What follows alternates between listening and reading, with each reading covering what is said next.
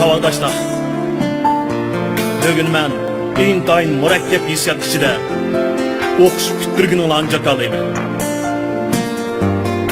Şu tatlı hissiyatımni bir ana qushning hissiyatiga o'xshatgim kelyapti. Chunki ana qush uchurum bo'lgan qush bolasini ko'rib, bir yoqdan xo'shal bo'lsa, yana bir yoqdan bolalardan ayrilishga chidamay unsiz yig'laydi. Lekin sizlardan kutadigan umidim parvoz qilinglar. Qancha igiz parvoz qila olsanglar, shuncha igiz parvoz qilinglar.